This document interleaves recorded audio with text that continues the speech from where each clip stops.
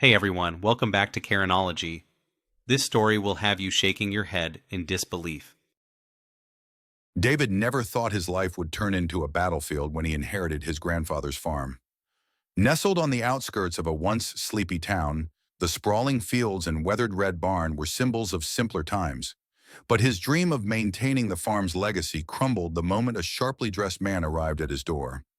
Clipboard in hand and a smug expression plastered across his face. "I'm Garrett Newman, president of the local homeowner association," the man said, extending a hand David didn't take. "We have some urgent matters to discuss." David furrowed his brows. "Homeowner association? This property was never part of any association." Garrett's grin widened. "Ah, a common misunderstanding. Your grandfather's property was annexed into the association's jurisdiction a few years ago. Unfortunately, there are outstanding dues and penalties you've inherited along with this charming farm."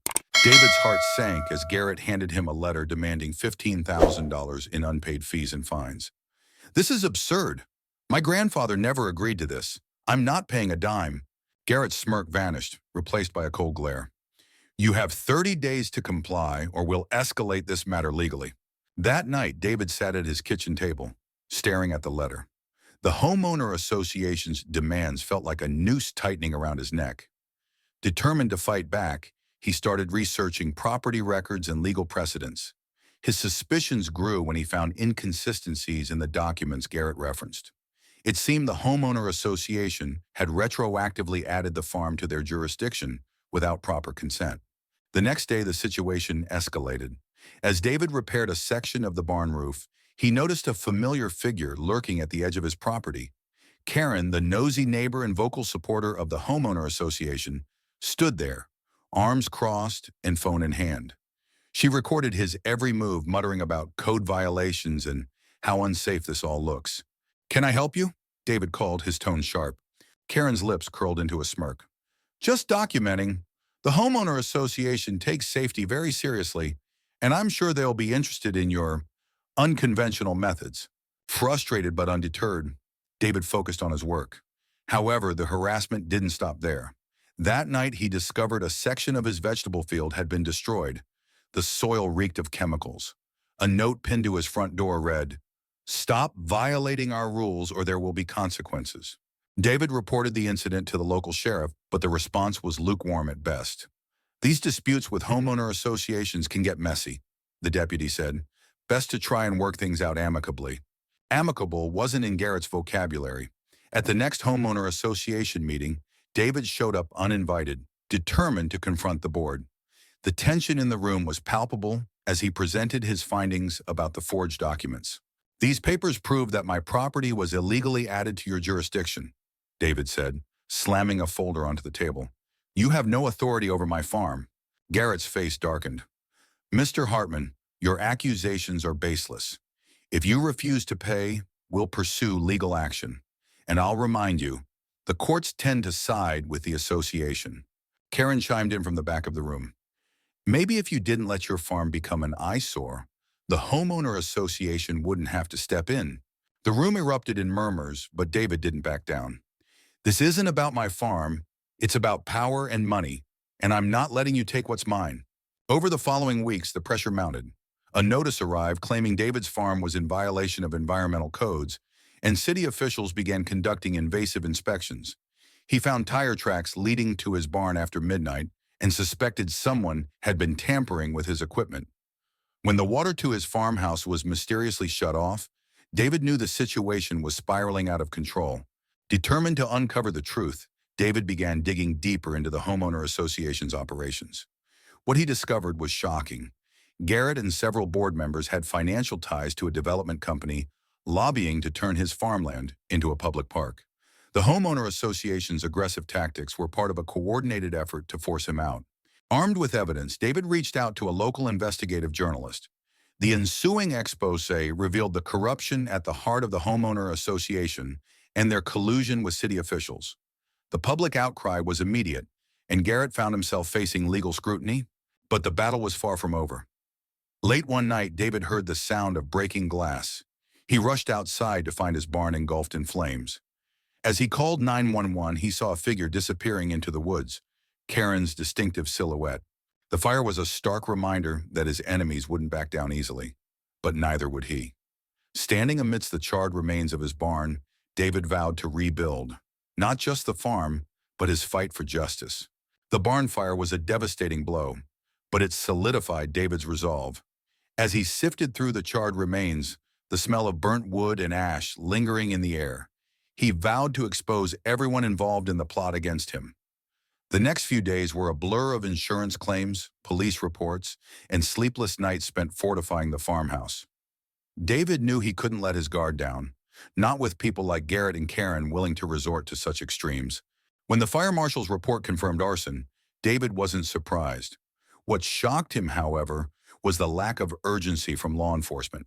The sheriff's department seemed reluctant to pursue the case aggressively, brushing off David's suspicions about Karen's involvement. Frustrated, he decided to take matters into his own hands. David installed security cameras around the property, covering every angle of the farmhouse and fields. He also reached out to the journalist who had helped expose the Homeowner Association's corruption.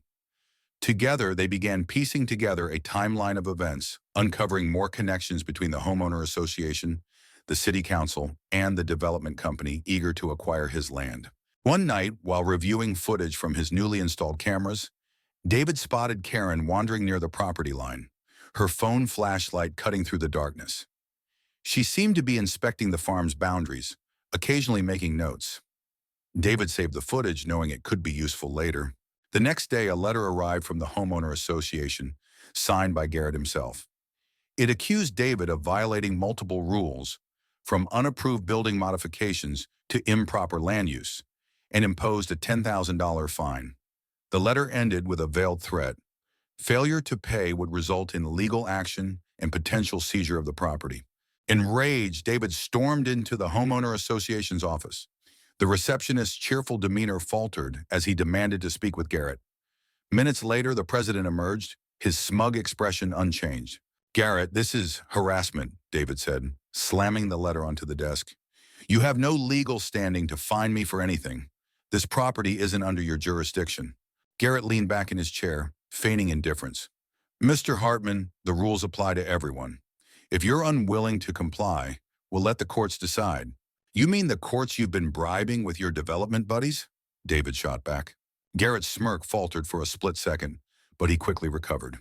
"I'd be careful with such accusations. Defamation is a serious matter." David left the office more determined than ever.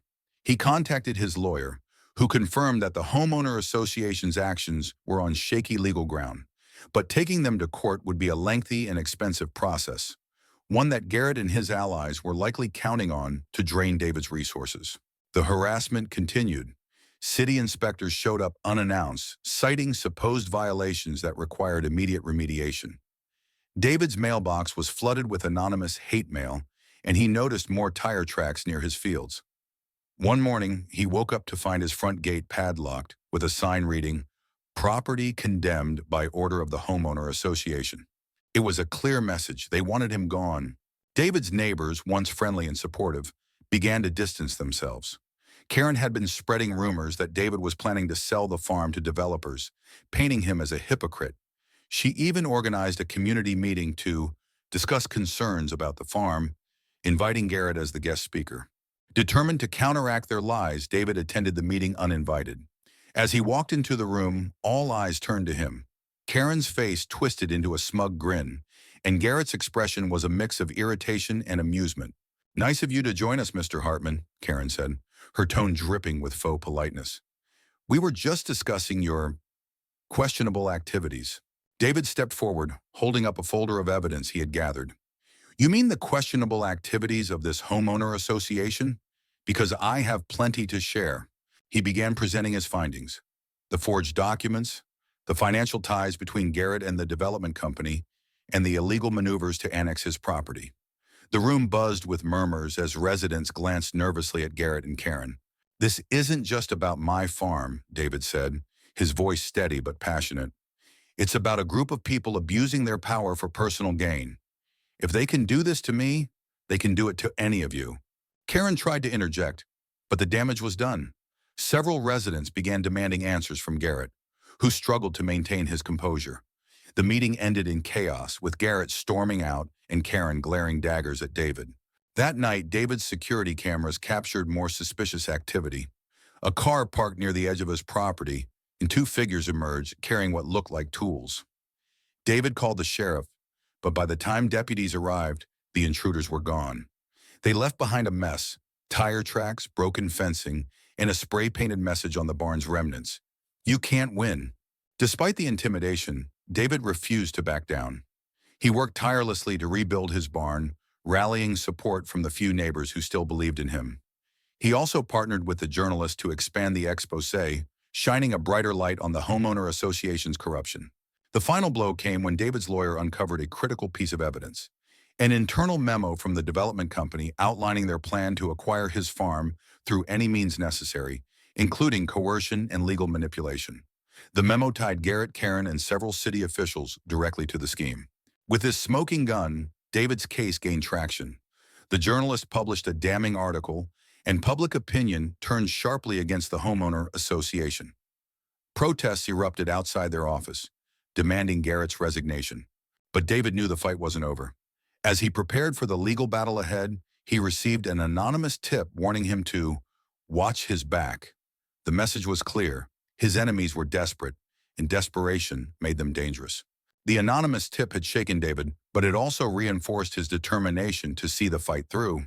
He refused to let fear dictate his actions. Over the next few days, he tightened security around the farm, adding motion sensor lights and reinforcing the gates. Despite his precautions, a lingering unease settled over him. His enemies were desperate, and desperation bred recklessness. David's fears proved justified one evening when he heard a series of loud bangs outside.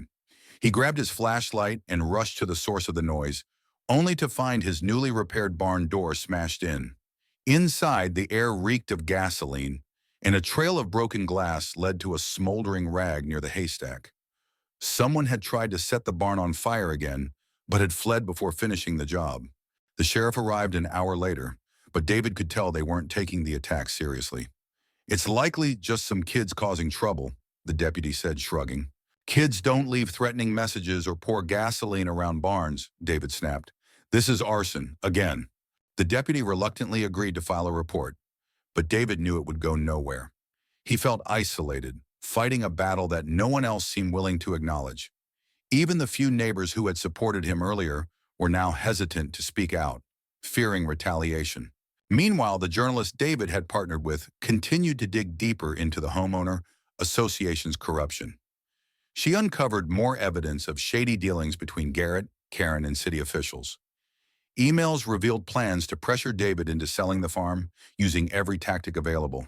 From false code violations to legal intimidation, the journalist's exposé had already damaged Garrett's reputation. But David knew it wasn't enough. The system was deeply entrenched, and taking it down would require more than just public outrage.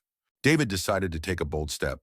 He began organizing a community town hall, inviting residents to discuss the Homeowner Association's practices and the corruption that had plagued their town. To his surprise, word spread quickly, and more people than he anticipated expressed interest in attending. The meeting was set for a Friday evening in the local community center. On the day of the town hall, David arrived early to set up. As the clock ticked closer to the start time, people began trickling in. He was heartened to see not only his remaining allies, but also several residents who had previously stayed silent. Even a few local business owners showed up, curious about the allegations against the Homeowner Association. The tension in the room was palpable as David took the stage. "Thank you all for coming," he began, his voice steady despite the nerves coursing through him. "I know many of you have felt powerless against the Homeowner Association, but tonight we're here to change that." He presented the evidence he had gathered, from the forged documents to the financial ties between Garrett and the development company. The crowd's murmurs grew louder as he revealed the lengths to which the association had gone to seize his farm. Several attendees shared their own experiences, describing similar harassment and dubious fines. Karen, seated near the back of the room, suddenly stood up. "This is nothing but a smear campaign," she shouted. "David Hartman is a troublemaker who refuses to follow the rules. He's trying to drag all of us down with him." David met her glare with calm resolve. "Rules are meant to protect the community, not to be weaponized for personal gain." Your lies have hurt too many people, Karen. It stops now." The room erupted into a heated debate.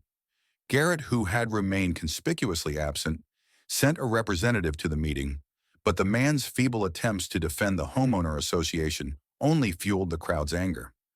By the end of the night, a group of residents had formed a coalition to demand an independent audit of the association's finances and practices. But the victory was short-lived. The following morning, David woke to find his farm's driveway blocked by a stack of wooden pallets and concrete barriers. A sign nailed to the top read, "Restricted Access, Homeowner Association Enforcement." It was an open declaration of war. David wasted no time. He contacted his lawyer, who filed an injunction against the homeowner association. The case garnered local media attention, with reporters eager to cover the escalating conflict. Garrett and Karen tried to spin the narrative, portraying David as a disruptive outsider, but the evidence against them was too damning to ignore.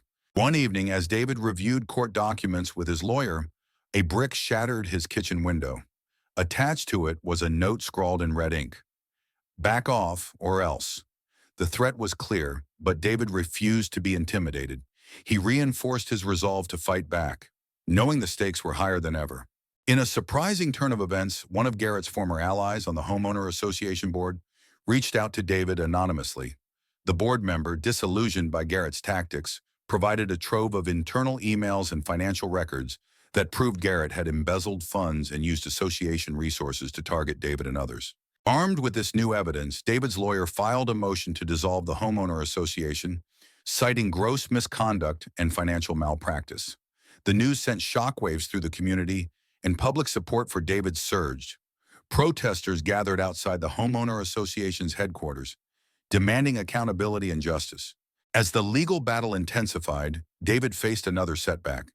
His farm's water supply was suddenly cut off, forcing him to rely on neighbors for basic needs. The sabotage was blatant, but proving it in court would take time. Despite the challenges, David pressed on, his determination unwavering.